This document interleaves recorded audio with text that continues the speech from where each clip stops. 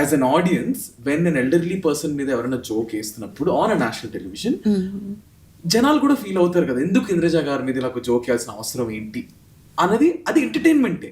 కానీ మీరు అది ఓకే విత్ 50-50 ఉంటుందండి. Depends on the situation. Exactly.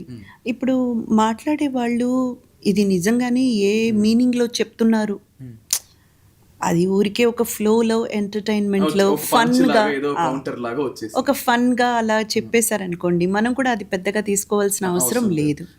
కానీ చెప్పే మాటల్లో ఎక్కడో నిజంగా ఒక చిన్న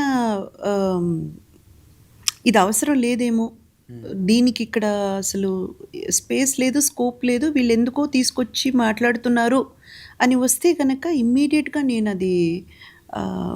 నేను అది చెప్పేస్తాను వాళ్ళకి. లేదండి ఇది అవసరం లేదు, మీరు ఇలా మాట్లాడడం కరెక్ట్ కాదనేది నేను చెప్తాను.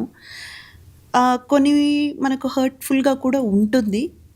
బట్ మేనర్స్ ఒక స్టేజ్లో మనం ఉన్నప్పుడు ఎక్కువ వాళ్ళ మీద మనం ఇప్పుడు వాళ్ళు బిహేవ్ చేసినట్టే మనం కూడా బిహేవ్ చేస్తే వాళ్ళకి మనకి తేడా ఏంటి?